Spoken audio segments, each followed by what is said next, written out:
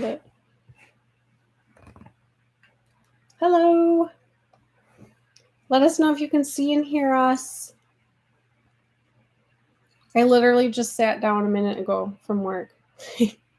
So kind of like rushed. Oh. Hi, everybody. How's everybody doing tonight? Let us know where you're from and any questions you have. It helps if you put the letter Q in front of it. We do have a couple announcements tonight, so I'm super excited about that. Do you want to start? Announcements? Yeah. No. No. You can start announcements. Sorry.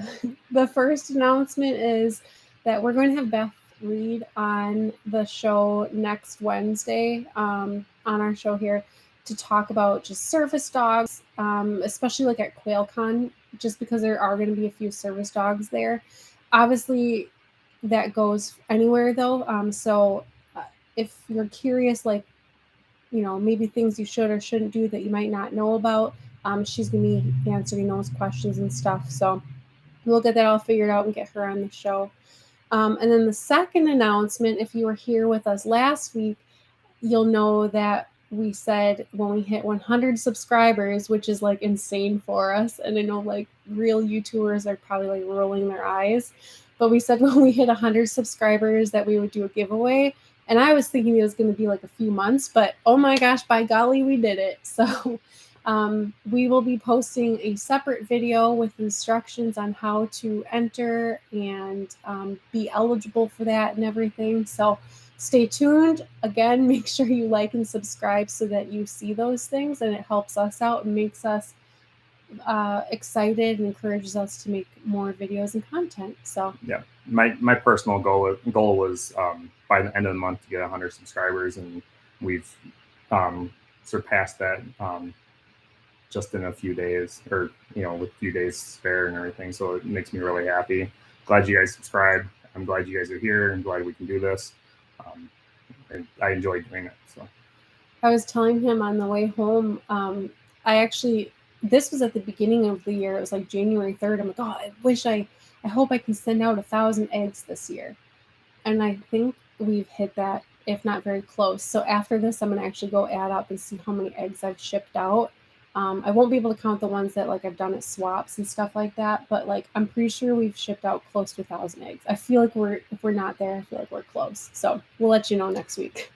But welcome everybody. This is Whiskey Tango Talk.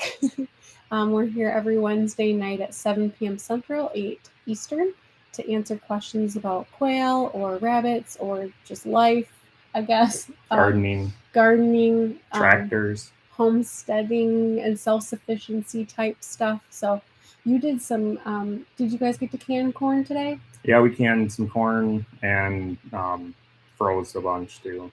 We ran out of jars.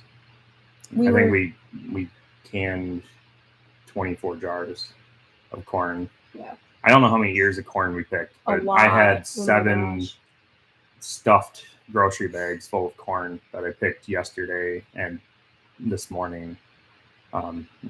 We got through all of it. Yeah. I went out to the cornfield. I'm like, I'll grab a couple ears here and there. And I just kind of kept piling them. And I'm like, kids, go get a bag. And like, we just kept picking. And I'm like, whoa, I didn't realize we had this much corn. So it's pretty exciting. So, all right, we will get started.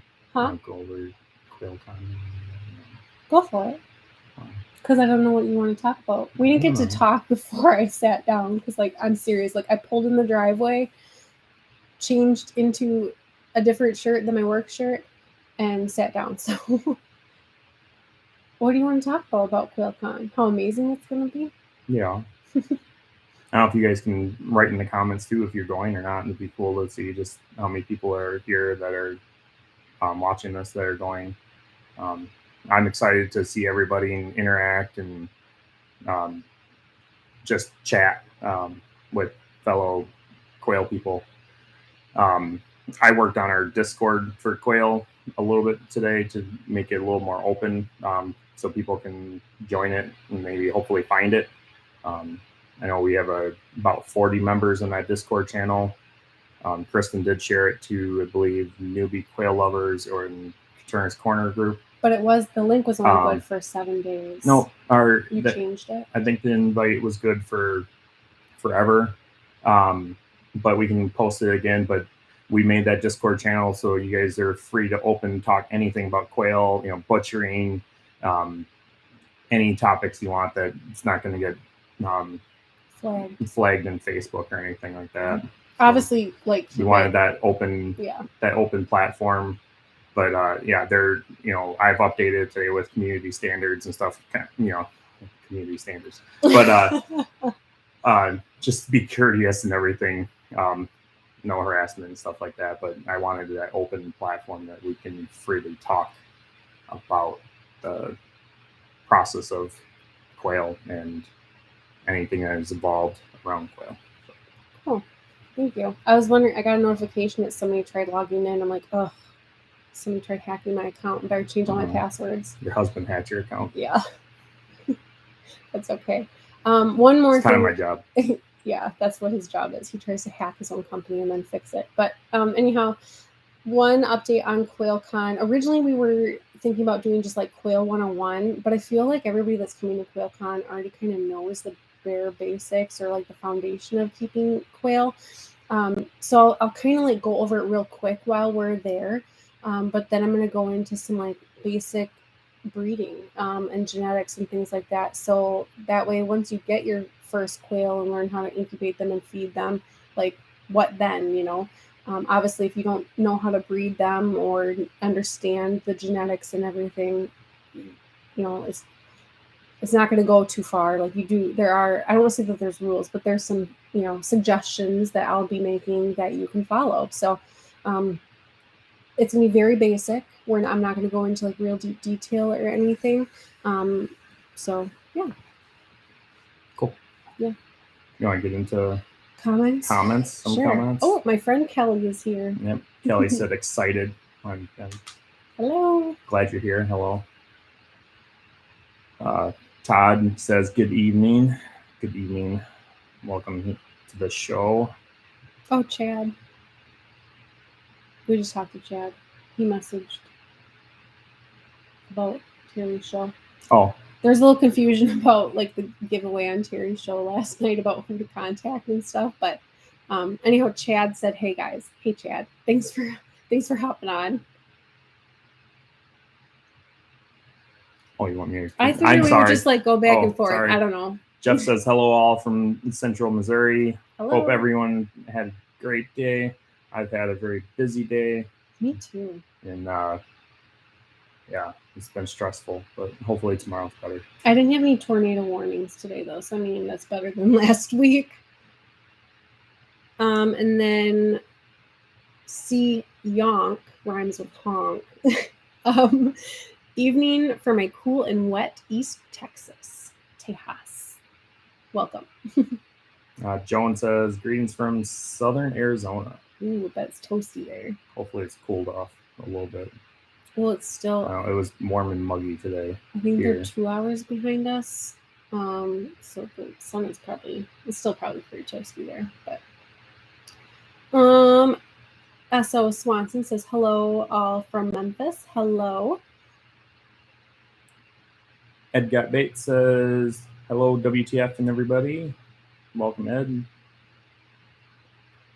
Jesse Mills says good evening, everyone. Welcome.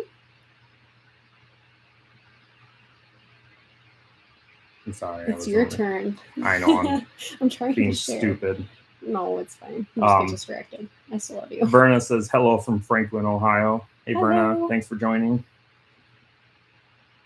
S.O. Swanson says, I see ya and I hear ya. Thank you. I'm like, oh, let us know if you can hear and see us. But then I like didn't check. I saw the comments rolling in though, so I figured, yeah. Chuck Yonk says loud and clear. Oh, sorry, it was your turn. No, it's fine. Did you lose your spot? No. Tracy says hello from Ohio. Chuck says thumbs up, people. Yeah, hit the thumbs up. Lots of Ohioans. Ohio people? Ohioans. I don't know. people from Iowa. Ohio. Wow. Oh my gosh. Stop while you're ahead. Yeah, I think it was that last week. I'm like, yeah, we went to Iowa for rabbits, but it was actually You just Indiana. have Iowa in your brain for some reason. I guess. Why are we gonna go Iowa? I don't know. They've got a lot of corn, I think.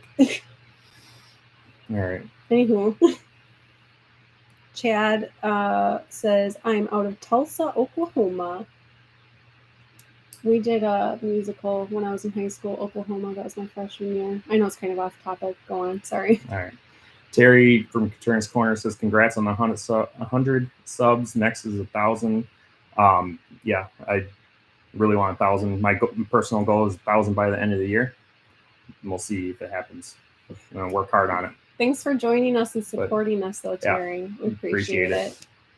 Jinx. I lost my spot. Oh, here. Ed got bait. You have to start somewhere. Even the big YouTubers started with 0 subs. That's true. That is true. Yep. Chad says it's the beard. I guess. It's gotta be. Then, oh my gosh, it refreshed. Sorry. S.L. Swanson says, 1 milestone down, multiple more to go. Congrats on the subscribers. Thank you. Thanks. Appreciate it.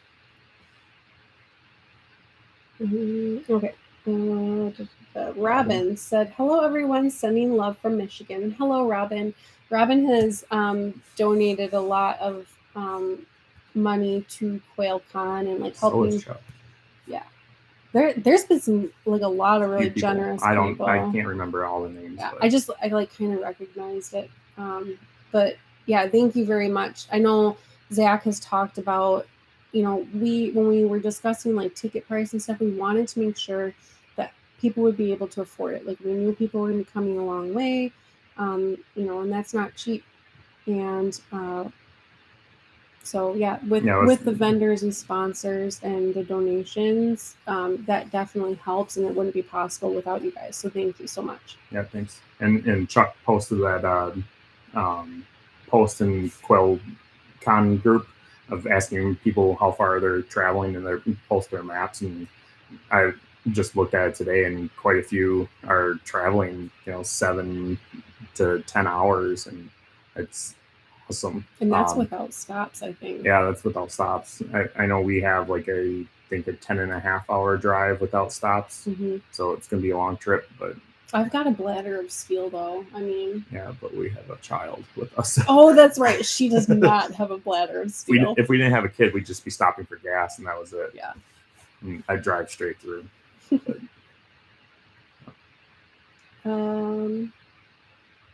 Ed Got Bait says, wife just said she can see you guys are getting more comfortable with the YouTube thing. Thank you.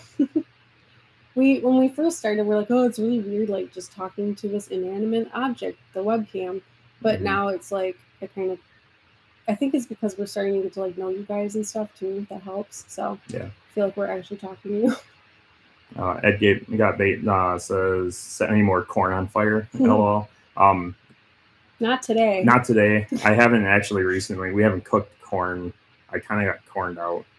I actually want corn. I think I want corn for dinner. I had some corn today. That might be why too. I'm kind of corn because we were canning corn and cutting it off the cob and everything. So I ate some along the way. Was that the bicolor or the? Yeah, that's all we canned bicolor. It was all peaches and cream today. So.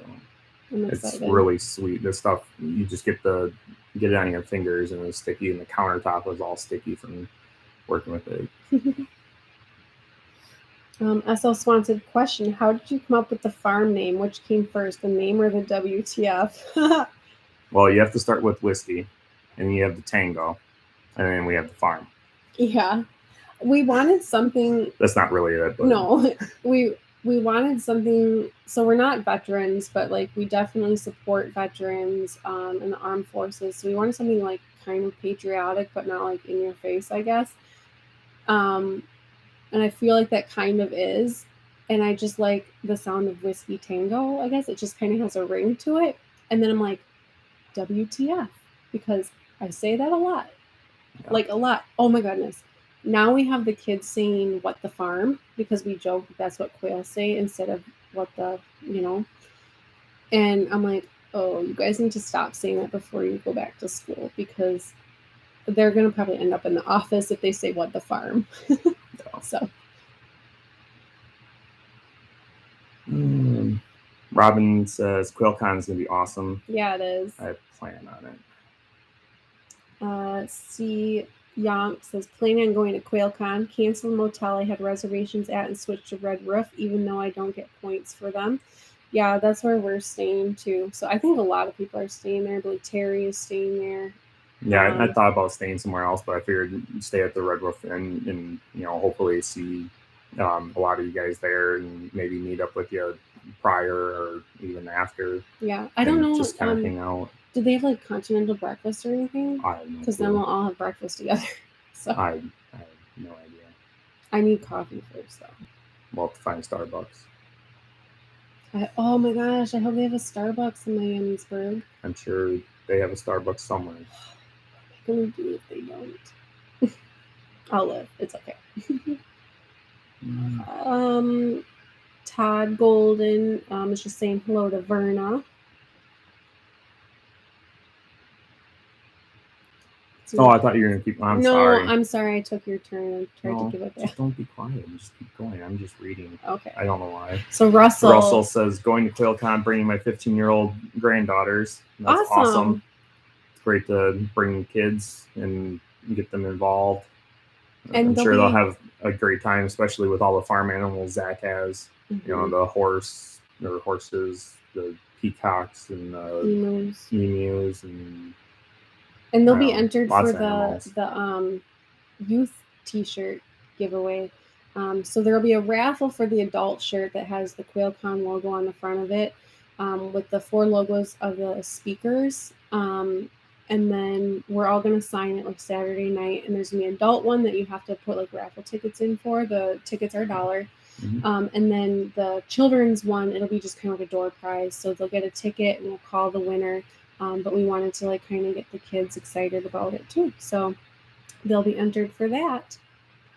Let's see here. Scrambler777 says, has anybody experimented with not giving birds access to food 24/7? What's the minimum feed amounts they require? So from my experience,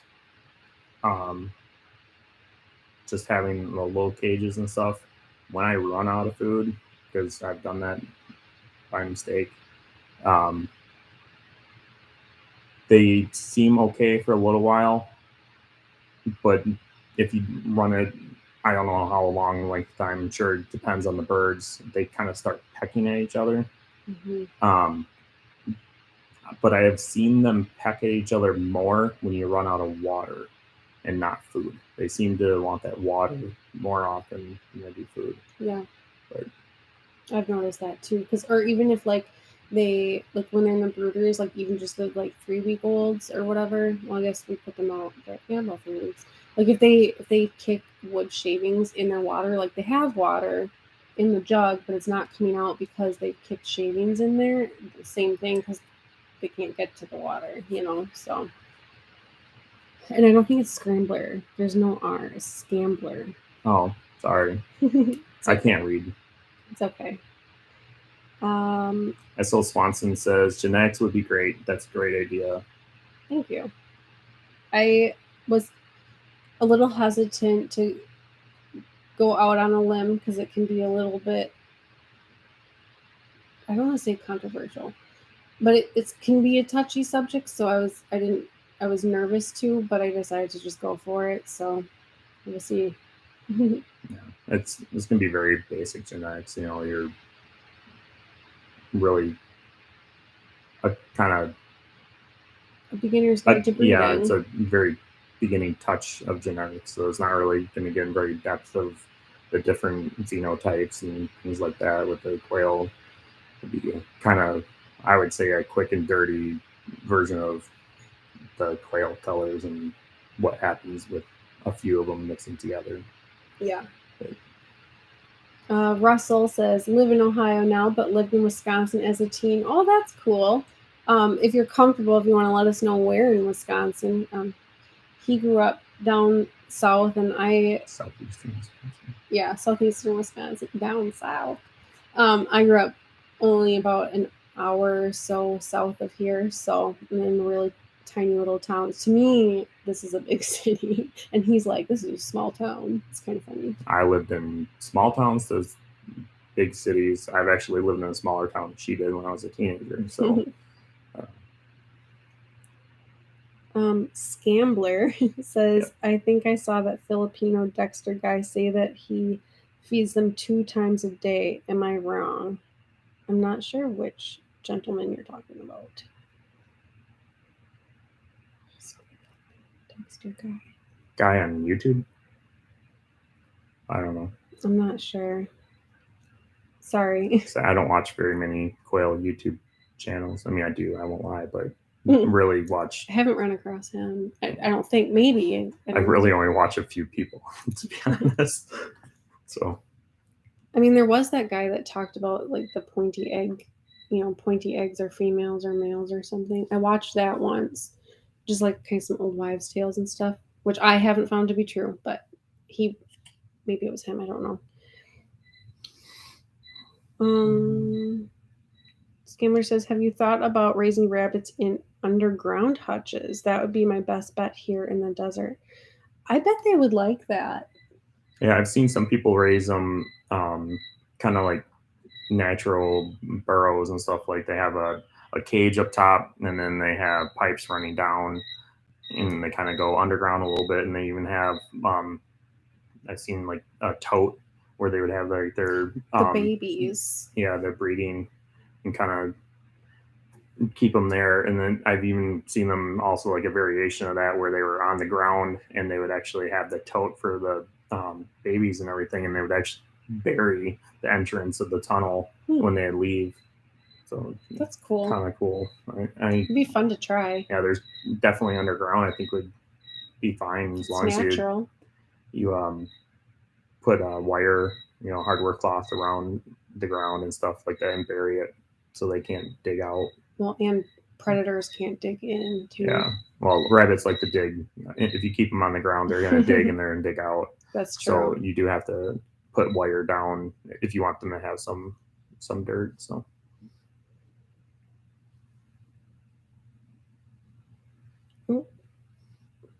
Chuck's question. I lost my spot. I got it. I'm sorry. C. Yonk says, if you breed any feather sexable variety with any other, will the offspring always be feather sexable? I assume yes, but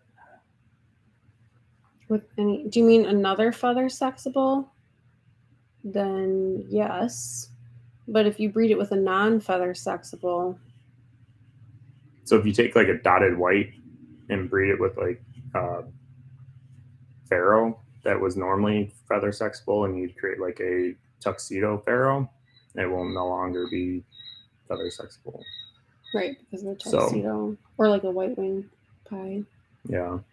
So I mean, yeah, it depends. It depends on what you breed it to. But I mean, if you do a feather sexable to feather sexable, I'm trying to think of a combination. Should remain. Well, you do basically how you get the pearls and all that stuff. Mm-hmm.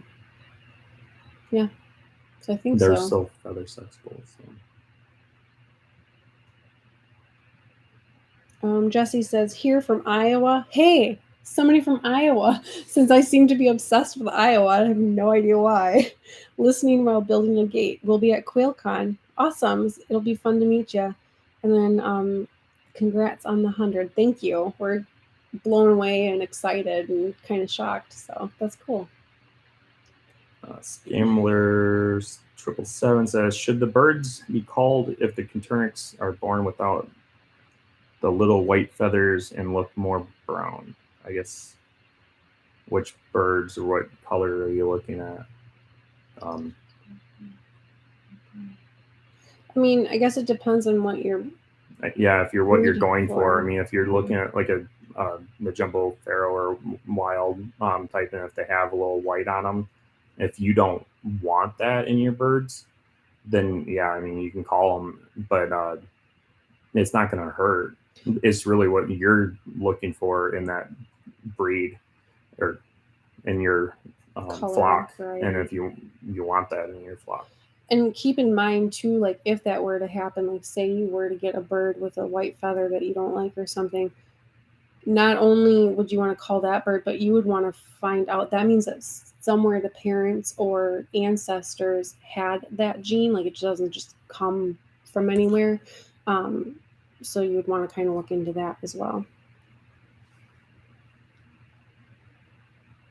Oh, and then Verna said, yeah, Yonk donated a lot as well. Yes, he did. And then, was it Dave or David from the UK? David Williams, I think, is his name. From Coventry. I want to say he was on from Coventry. Like, that just sticks out. But yeah, he's obviously not coming, and he's donated a lot as well. So a lot of generous people, and we're very thankful. I'll let you take that one. Oh, unless I'll read it. Ed got bait. Picking up 7 female quail Friday. How best to introduce them to the current flock? We recommend taking, so all of the new one, or all the ones that you currently have, take them and put them in like a cardboard box or something like dark, I guess. It could be like a tote with a sheet over it or something. And then you're going to add the new birds. I would leave them in there for a minute or two and then take them all out and put them back in the cage or aviary or whatever. Basically, that darkness just kind of like discombobulates them. I really like that word. I use that word a lot. And that seems to prevent any like territorial issues. And I'm not sure if it's because they don't realize like that they're back in the same place, or if it's because they smell each other. I'm not sure, but that's what we do, and it seems to work. We did try a little bit of an experiment because his hutches are a little bit more of it's like a mix between a community cage and like an aviary, like, because you kind of have some like hideouts and stuff. Like, you do make it more fun for them. Yeah. So we put a new male in under the like little hideout thing in the little hut, and we thought, just for the hell of it, I tried putting him right in there just to see what would happen. Because when I first set him in there, he kind of just like stayed in there and kind of like looked around, and everything all was well. I kind of like stuck around and watched them.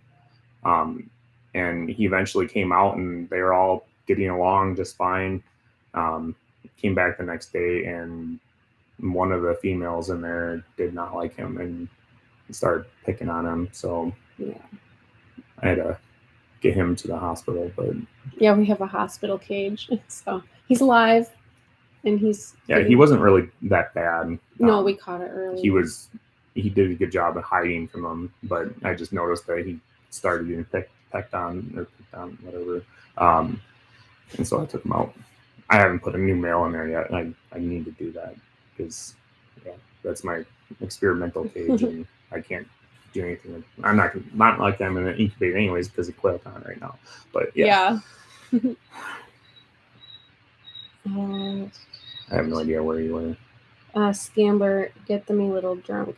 I've got bait. Oh boy. Yeah, right. Or you could get together and have a few drinks afterwards, right? Yeah, there's no drinking. I think you're talking about the quail and like getting them used to each other, but Verna was referring to, I think, after QuailCon at the hotel and stuff, because we were talking about getting together.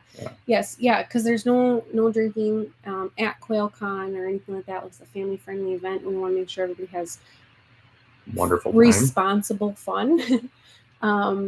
So no alcohol or drugs or any of those shenanigans there, but I don't want to say shenanigans are okay after the fact either. No shenanigans.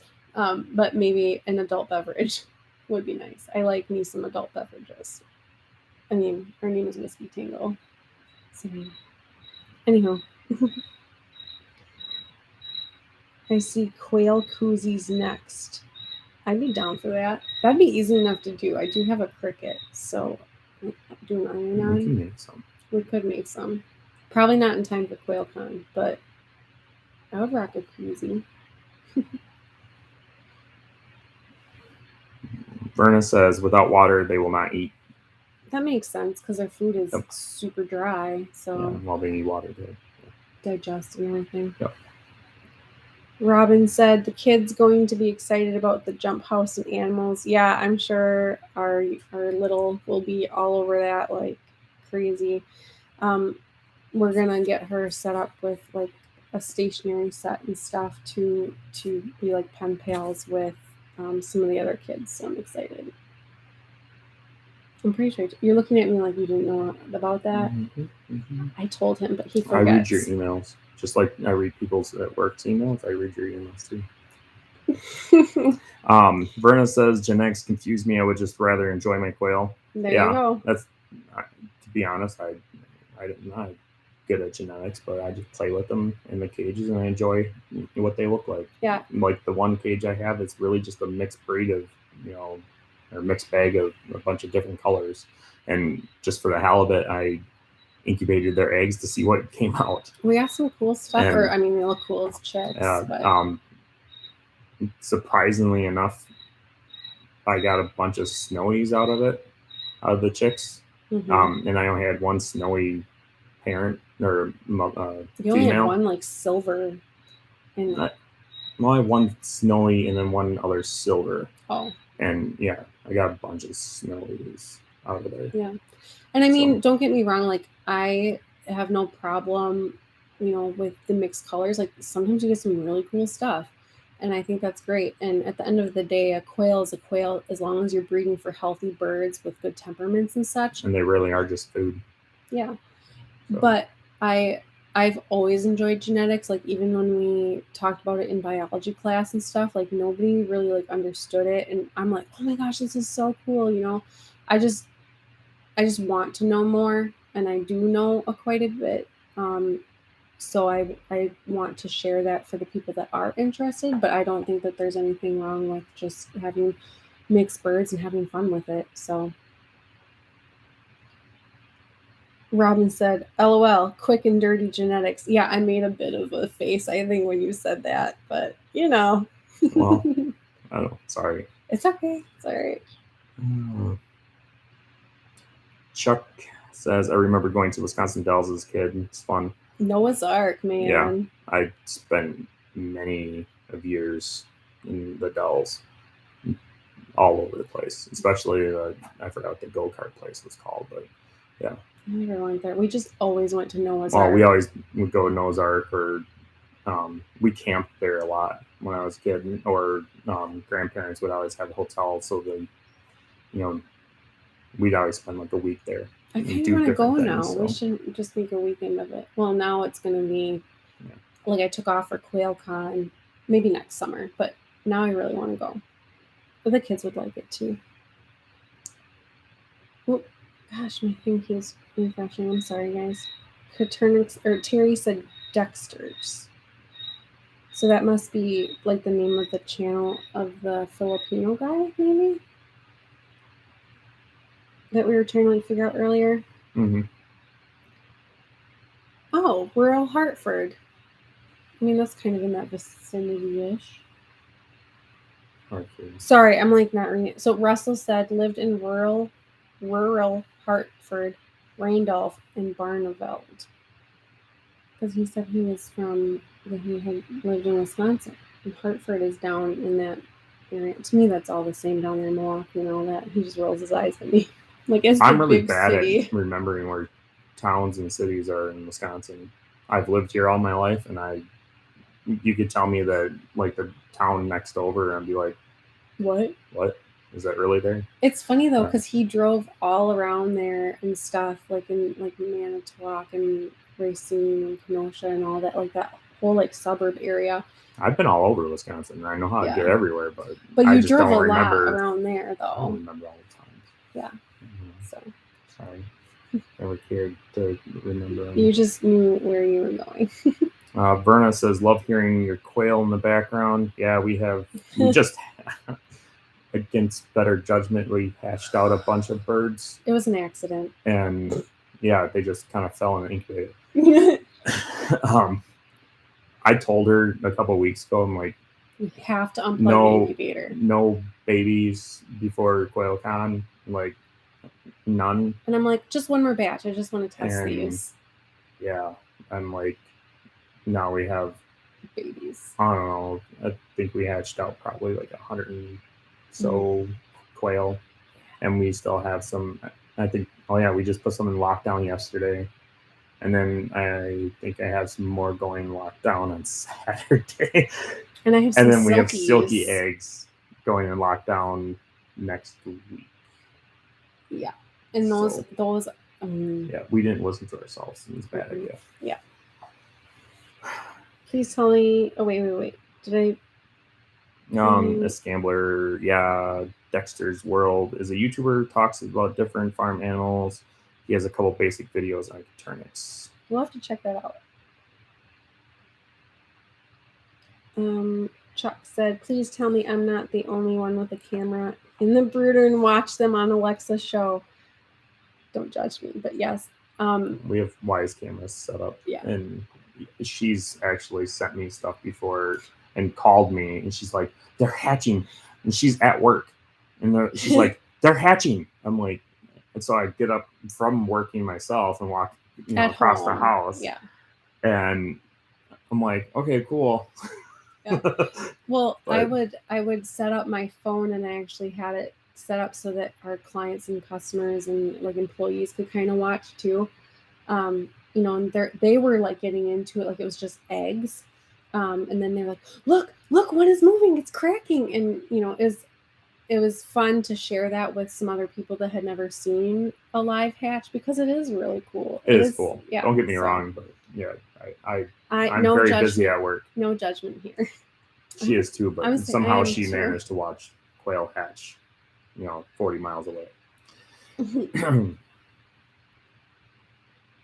Russell says, I'm interested in jumbo wilds, but my twin granddaughters will be interested in all the cool colors.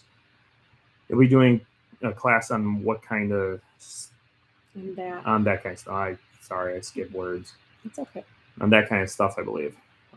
Yeah, some of the different colors, not really like a bunch of different colors, but very basics. Yeah, I want to go over the basic, the big ones. Like, we're not going to do any of the rare or not really so much into like diluters and stuff, but yeah, there are some definitely other cool colors other than the jumbo, feral, wild, brown, whatever. Verna says, sounds like an unhappy hatchling. Oh, in the background? I think the ones you probably hear are, we talked about last week, we had our silky truffle. She's been sitting on tons of leg bar eggs, and I just candled them last night, and I forgot how many I counted because she keeps laying the other chicken, the leg bar, keeps laying them up there when the truffle's gone to eat or whatever. Yeah. And I think there was 5 or 6 there yet, and they're all kind of growing. A couple are probably ready to hatch, and we have 5 chicks, and we keep like selling them and giving them away and stuff. And then all of a sudden, more will hatch. I'm kind of worried about Truffle, but I mean, we do notice that she gets down and eats and everything. So, and she feels not terribly worried. She feels okay. Like, I kind of felt her, and she's a little skinny, but she's not like wasting away. So I'm not too worried. Hopefully, we'll knock her of that here soon. Yeah. Tamatha said, Trinity Game Birds here. Welcome. Thanks for joining us. Russell says, how do you make your trays? Injection mold? I'm assuming you mean these egg trays. These are all 3D printed on, sorry, I almost dropped it. On my 3D printers that are here across the room, which I'm not printing anything right now because we're on show. But yeah, I just have a few 3D printers. A few. And yeah. Like, we have a few quail. Yeah. Thank goodness that we do not have as many 3D printers as we have quail, because maybe someday. I always wanted to start a business with 3D printing stuff, but I just never. I don't want 400 3D printers. Oh, it'd be cool. We can network them all together and control them remotely. And we have a different definition of cool. I know. Actually, I really do enjoy the sound that they make and stuff. I don't know, it's comforting for some reason. I don't know. I'm weird. Jeff says, see Yonk, I have cameras on the incubator and watch while at work. Hey, yeah, exactly. Like, having a bad day, gotta check on the quail. Day better. Kelly says, I always come late. Well, better late than never. Thanks for hopping on. You were the first comment, so did you leave and come back? Yeah, that's right. You were the first comment. Well, whatever. You're here now. That's all that matters, right? Todd says, I keep hearing chicks. I keep getting up and checking my nose. Oh, sorry. Yeah, those chicks are kind of loud. Yeah, I think those are the chicken chicks. Yep.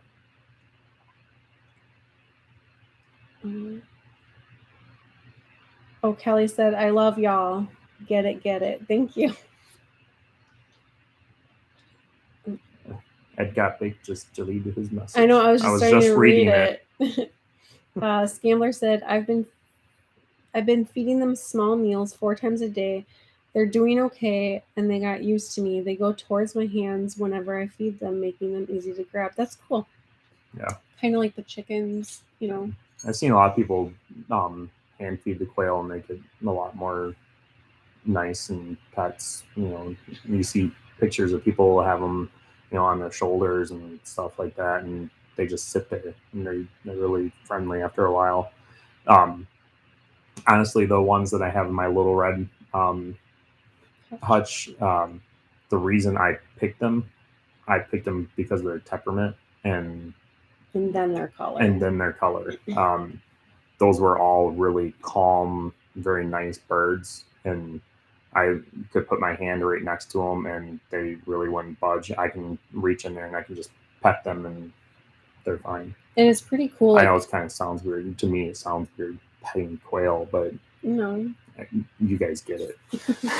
I like his birds specifically. Some of mine do too, but more so yours.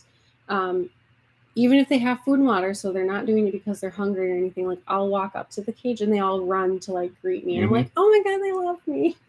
Yep. They're just, they're probably like, yeah, human, bring me food. Oliver wants to know about German pastel genetics. Okay, well, I can look into it and see how deep I want to dive into that and if I'll have time. Oliver, are you coming to QuailCon? Oh, or I should ask that. You can message us and Kristen can kind of get into it more. I don't know. You want to, that'd be a long video right now to get into. Yeah. So at QuailCon, I only have a half an hour to speak. So I have my outline-ish right now. The German pastel is actually a collection, so it's not just one gene, really. Yeah. It's a collection of genes, and there's a lot of different results that you can get, so I don't think I'll have time, unfortunately, for that. But that might be a good idea for like a video like that, and like the Silver Schofield collection and things like that. Tamitha says, Tamitha Wolf here, can you tell me about what cages you use? So we have we started off with built cages that we kind of mirrored or mimicked, I guess. They're modeled after. The word I was looking for was we had inspiration by Terry's cage. We didn't necessarily build his exact cages. We actually have a 2 wide and 2 tall setup. And I don't remember the exact dimensions. So we started with that a while ago, and then we moved into some hatching time cages for the business, just because they were quick and easy to assemble, and wood was getting expensive, and they're easy to clean. Otherwise, I have my 2 hutches outside that I play with. Yeah. That's about it. I know you probably want to use. No, that's okay. And then of course we have like our brooders and stuff. So now we use the wooden one that we initially built is out in the chicken barn actually. So now we use that kind of like as a grow out cage. So when they're kind of getting too big for the brooder, but not quite big enough to be introduced to the other birds or in the breeder hatching time cages, that's where they go. It's their halfway house, I guess you could say. And then once they mature, we'll go through them and see which ones we like and pick for breeders, and then they go in the hatching time cages. So, yeah. Gambler said, has anyone incubated Coturnix using Cornish chickens or Muscovy ducks? I haven't heard of that. I've heard of people using silkies, which actually I gave my mom like 10 quail eggs to stick under a silkie. And there was somebody that's on Zach's live usually. I forgot their name. I'm sorry. They were trying it out with a silkie, and I had seen it on a channel called Urban Rescue Ranch, where he stuck some quail babies under his silkie and they hatched out. So anyhow, I gave these to my mom on Saturday, and she texted me Sunday morning with a picture that like 8 of them were pushed out from the nest. They kept 2, so we'll see. She said she's gonna check on them. I forgot to ask for an update tonight when I talked to her, but they apparently are too good. They were broody. They are broody, but apparently the quail eggs were not good enough for them. So I thought about trying it with truffle. I know you mentioned that a couple times, but she has a lot of chicken eggs. And she's a silkie, so like she doesn't take up much space. She can't really cover many eggs, and I don't want to take out the chicken eggs that are developing. So, and Lisa asked, "Did y'all build your cages, Kristen?" Yeah. So some of them. Actually, one of your hutches was supposed to be a rabbit hutch. Oh, the new one, yeah. The blue one, yeah. Yeah, and which then, it probably could have been a rabbit hutch, but I don't know. I wanted to go a different direction. Yeah, we ended up doing it inspired off of Tiffany's design and from Tealstone Homestead. And what do you like, blueprint directions? Well, she had instructions on her website, and we used those kind of as a little bit of a guideline on building it.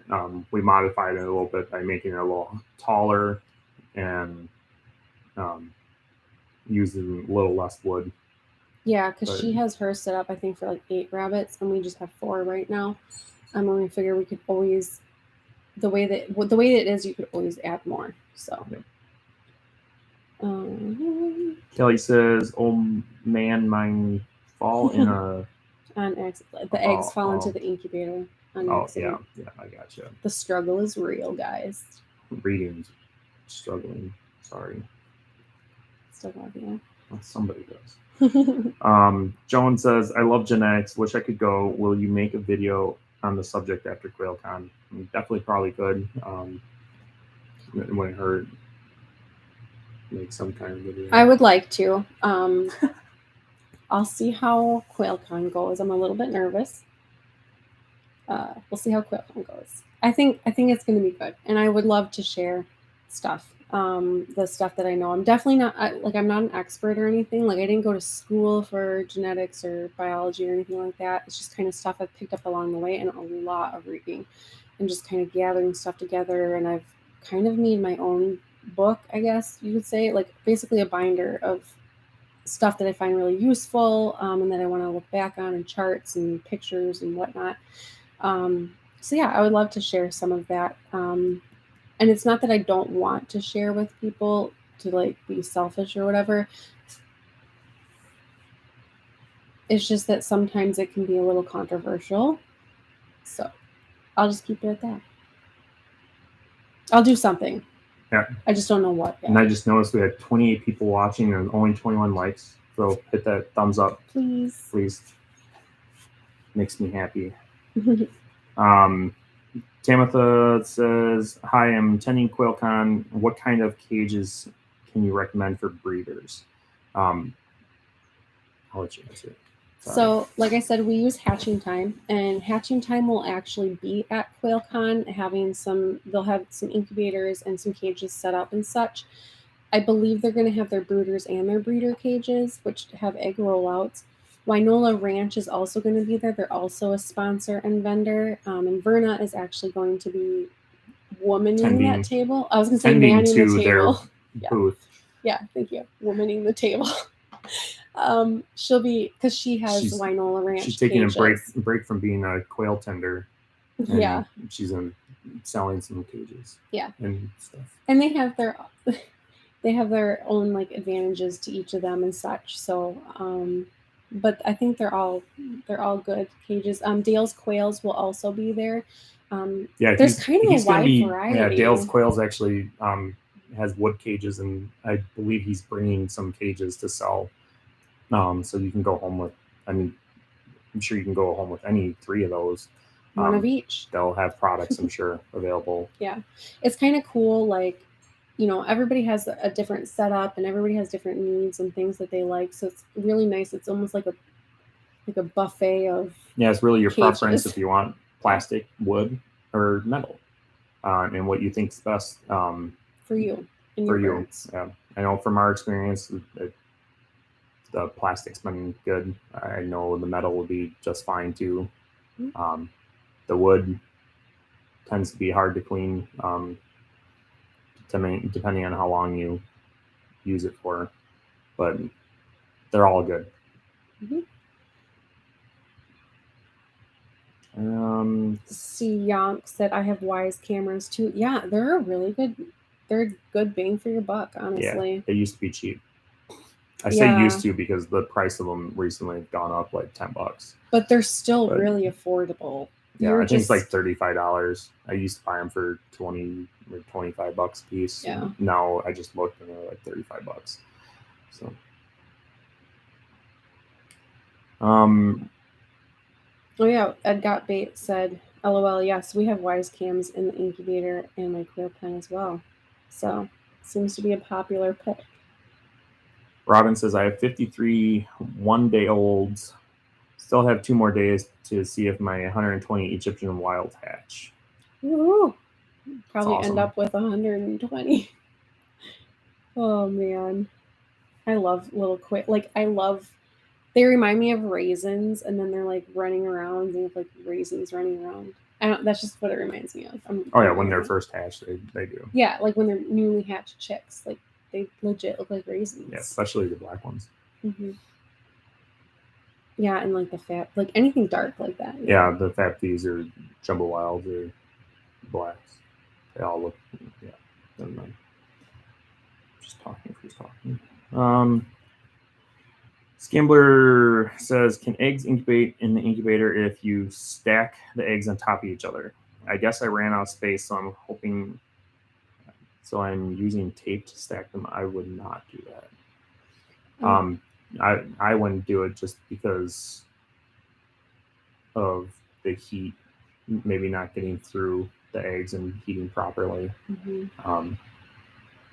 And I don't know how you would turn them and stuff then too. I mean, you can hand turn them and stuff and everything, but yeah, if you have them stacked too close together, have that air circulation. I don't know if you're using a still air. I mean, I guess that would be fine, but I would think you'd have issues with temperature. Yeah, being consistent. Yeah.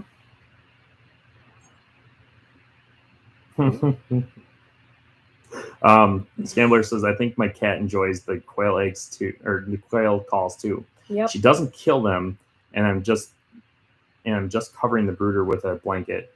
Yeah, we have many stories of our cat Moonshine going quail hunting.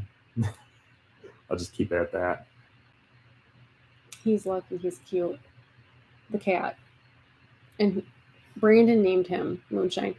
Oh my gosh. Okay, so side story. I'm sorry. I just have to share. So our daughter, for Thanksgiving, the teacher, and they were like learning to write and stuff, and the teacher asked, what are you thankful for? And they had to list their top 3 things. Number 1, Moonshine. She meant the cat, but she said, I'm thankful for Mom, Dad, and Moonshine. Yeah. That's what it said. Well, whatever. Number 1 had Moonshine on it, and I was like, I can only imagine what the teacher thought. We had to email the teacher or call her or something right away and be like, that is our cat. They drew a picture and everything, so hopefully they knew. But yeah.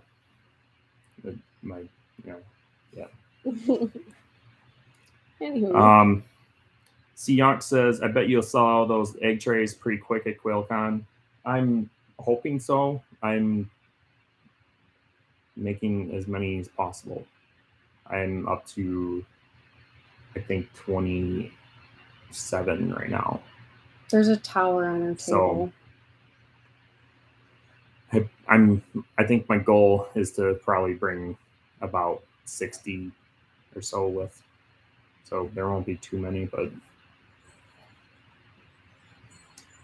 let's see here. Verna says I have at least 30 quail in my room. That's pretty cool. I'm kind of surprised by the number that you had 30. Just from, I'm sure your setup's way different. I just remember back when you were on Coturnix Corners live, and I would remember pictures of your setup and stuff, but maybe it's changed a little bit. Or I don't know. I guess I don't know how many fit in Winoa cage.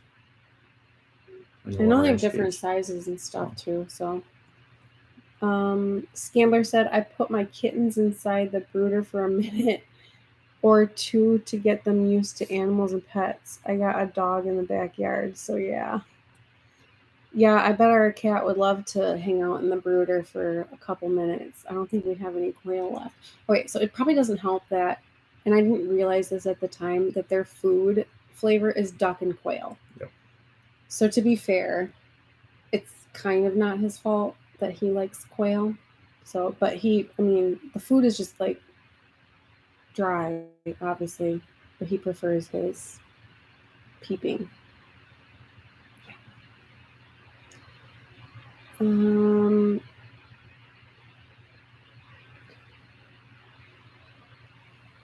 Oh, Ed got the link just sent for Koozie. Sorry, just wanted to restate my message. LOL. Awesome, thank you. Joan asked, what setup/equipment do you use for watching your eggs and chicks? The Wise cameras. They work really good, mainly because they're not super expensive. So if it falls in a water dish or something, or gets affected by the heat lamp, I'm not going to be upset about it. It'll be a bummer, but I won't be like, ugh. Yeah, for the price of them, I think they're 1080p cameras, at least 720p. They're HD. They're good enough. They're good enough for a decent picture. I mean, you can see them pip and everything on the camera. So. Scambler says, I love Muscovy ducks, but the poop smells real bad. Quail are much better. That is the first time I have ever heard somebody say that quail poop isn't as the bad. Worst. Yeah. I don't know that I would like Muscovies. Yeah. We've talked, before we had quail, we've talked about getting pigs, and I really don't like the smell of pig poop. If we had pigs, it would definitely have to be really far away from the house. I don't know. The more I deal with the animals and stuff, the less I care. I don't like the flies, though. No. So we get those under control as fast as we can.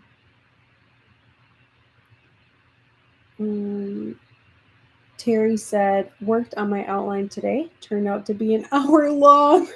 Oh, gosh. So I've been trimming the fat and only including the meat and potatoes.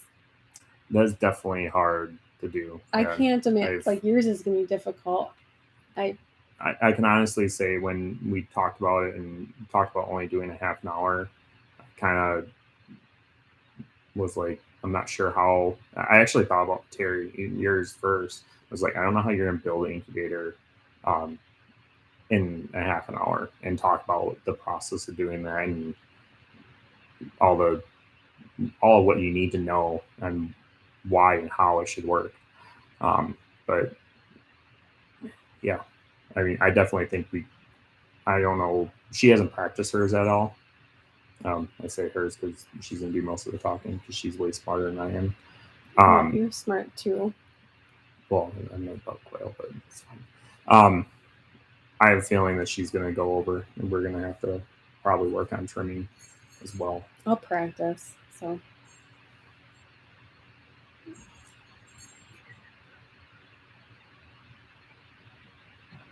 C. Young said, yeah, would be hard to keep it to 30 minutes. I see QuailCon 2022 being 2 days. Yeah, so we discussed it that, you know, like originally, yeah, getting to. But being that this was the first year and none of us had, like, you've been to a lot of like big professional conventions and stuff, but we haven't ever like put one on or anything. I mean, the biggest event we ever planned was our wedding, I guess, and it's like that's just not, it's not quite the same, you know. So we wanted to have it be big enough to draw interest and be fun, but not too big that things were out of control. So we'll see. I mean, yeah, it was just a lot of logistics to figure out when we didn't know what we needed to figure out, and now that we have an idea of it, like maybe it is a possibility. Tamitha says, will you cover diseases at the con? We are not personally, but Zach invited Jenna from Gregorich. NPIP. Yep, she's going to talk about diseases. And like biosecurity and stuff like that. So she is sitting on chicken eggs, and I don't know if that was for us or not. No. I don't know. And then C. Yonk said, I'm getting tired of using plastic totes for brooder, really like Terry's. Yeah, I have a love-hate relationship with our brooders. Yeah. It is a pain in the butt, but yeah. Yep.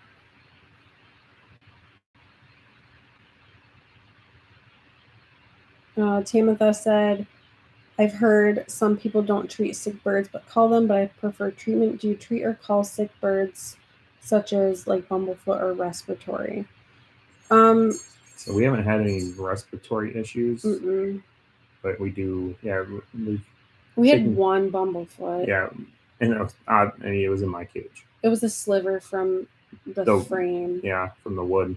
So yeah, we treated that one. Then she healed up pretty quick. We caught it early on. So she was fine. So we didn't call her. I guess it depends on the severity.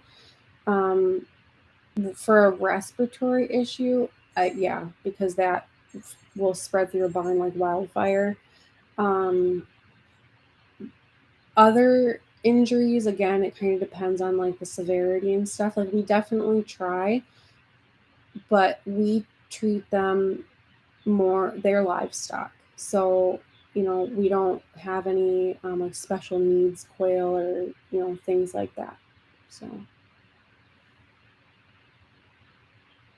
Ed Got Bait said, Wise just added the shipping cost to the prize, then said, hey, look, free shipping. Yeah, it's marketing, I guess. Yeah, I honestly ordered most of them off of Amazon before, and with free shipping. They were free shipping because I think Wise was $20, and then on Amazon they're $25 with free shipping, and then with the shipping on Wise, it brought them to like $30. So even Amazon had them for $35, and then Wise had them for $35. So it was like, yeah, it's a lot of money. Anyways, Todd says, just picked up some sand from Tractor Supply, and it's a little damp. Can you use damp, or does it need to let it dry up a little bit? A damp sand? Yeah. I guess I would probably let it dry. Yeah. I would let it dry. Just it wouldn't take long. I mean, you could just put it on a cooking dish and put it in your oven for like an hour or so. Just real thin. You know, a couple 100 degrees. Let it dry out. That's a good idea. I'm full of good ideas. You're full of something else too. Verna says, yep, added another cage, LOL, looking for the 7 breeder cage tower next. Verna, you're not going to have anywhere to sleep. What's the 7 breeder cage tower? From Wynola Ranch. Oh, I don't know. I don't know. I've seen some of the cages. I mean, there's something different. Yeah, they have different ones. Okay. They have like breeder and community and yeah. Scambler says, LOL, he really loves that quail. That's all he eats. Yep. Yeah, I think we have it more under control now. Part of the issue, well, one of the times he knocked the lid off of the brooder. We don't keep them.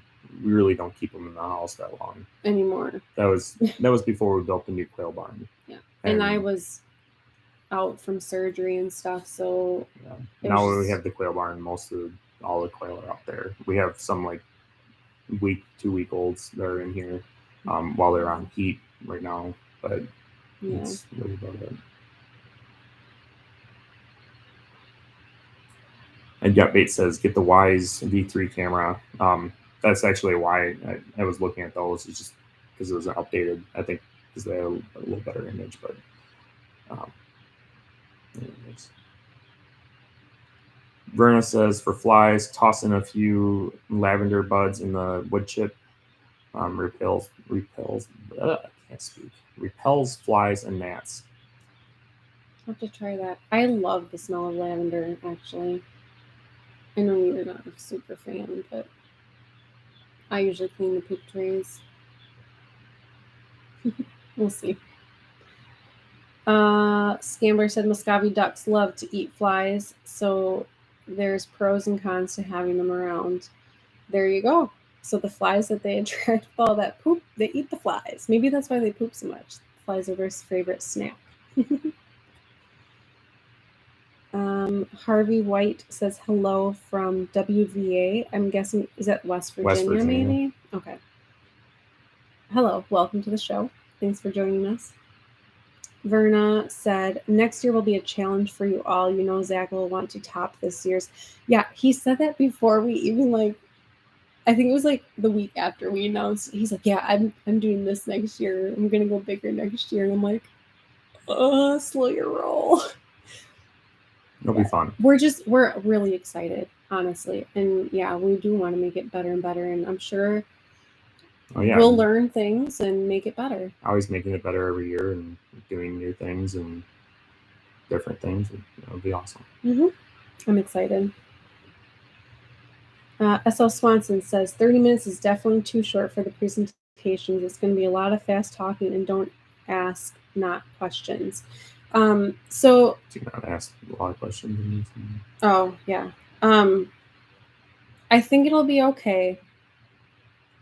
We do have a lot. We have breaks and stuff. I say between the breaks and especially I think all the speakers, most of the speakers anyways, we all have our booths and everything, and then we'll be walking around. If you have a lot of questions, you can ask them. I'm sure we'll all be happy to talk about it. And there's going to be the Q&A panel at the end too. Yep, we've got the Q&A panel at the end. So I think there'll be plenty of time for additional questions, but I'm sure there'll be questions during stuff too. It's not a big deal. Yeah, we'll get through it. It'll be all right. Harvey White says, treating birds for worms, what to use. We've never had that issue. I've heard that you can put DE, the diatomaceous earth. I don't know if that's how you say that, so I say DE. But you want food grade, and a lot of times you can actually get it in the agriculture, chicken area. You can put that in there, apple cider vinegar with the mother. That's a certain kind of apple cider vinegar. That can help as well. That's a really good catch-all. And I know some people just put it in their water as a preventative. I keep saying that I want to, and I keep forgetting. So, okay. I'm just saying, I've been doing it. We have apple cider vinegar? Yeah. I've been doing it with some of my chicks the last few weeks, but I don't know. Just an experiment. Thanks for sharing. Yeah. Now I know his secrets. Let's see here. Scambler said, I saw some guy cut out the bottom of the plastic tub brooder out and added hardware cloth to make it easier to clean. He just puts newspaper on the bottom and on a metal tray. Yeah, we've tried a few different variations and stuff, and the blue shop towels definitely seem to be for the first really couple good weeks for the babies. That works way better. I've also thought about making a wooden frame of some sort and putting it in the plastic totes, and then putting the shavings down below that, so it's kind of like an outside cage, just so they're kind of like a riser. Yeah, so they're not on the shavings at all, and thinking I'd probably keep them cleaner and keep the shavings out of the food and water and all that, but I haven't done that yet. Yeah, it might be a little difficult with the babies. You might have to use like the 1/4 inch by, well, we would have to play with it, the 1/4 inch by 1/4 inch. Yeah, I wouldn't do it until they're a couple weeks old. Yeah. It's like, yeah, we can play with it.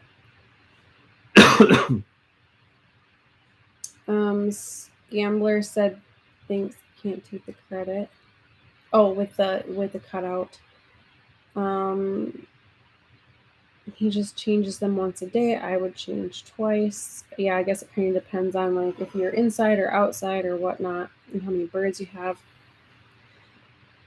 Ed Got Bates says, word, hopefully by the end of the week I will have something to you going to start copper plating the quail eggs for earrings and necklace. That's so cool. I'm excited. It'll be fun to see what you come up with.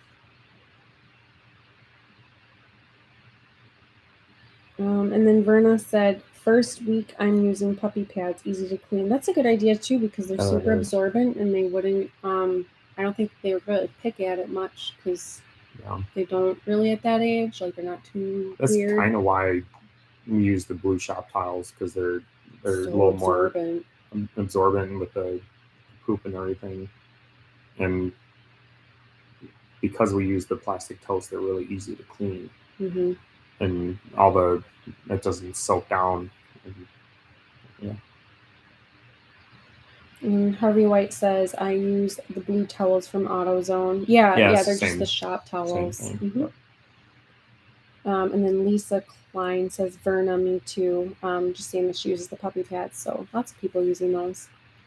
And Harvey said that it works great. So, all right. Well, we'll give it like a second here. But again, I have a shameless plug. Like and subscribe. We're going to be doing that giveaway for hitting 100 subscribers. Also, I know I said last night on Terry's show that I was gonna or we were gonna announce the winners for the 3 drawings for the second 100 tickets that were sold. Work was really crazy for both of us today, and I did not get to making a list. So stay tuned. We didn't draw the names. We didn't draw the names. Unfortunately, so we'll draw them. I'm sorry. We'll draw them here soon, and we'll just post the video, and you guys can watch that. I do apologize for that. Yeah. Yeah. But thanks for tuning in, and thank you to everybody that's joined us and is talking and having fun and sharing knowledge. We're gonna, keep on keeping on. #Quail on. Yeah, I'm really excited with how this is going. So makes me happy. All right. Well, I guess that's it for now until next week, or I guess we'll probably have a video here soon about those giveaways and all that stuff. So let's see. One last comment. Oh my gosh, a bunch are rolling in. Fancy Quail. I just use magazines I get on the mail for pads. Takes about 8 pages to cover up. C. Yonk says Quail con or bust. Yeah, pretty much. I've got Bates and have a good night. Thanks for another great live. Yes, thank you. Thank you guys for joining. You guys have a wonderful night. Thanks. Bye.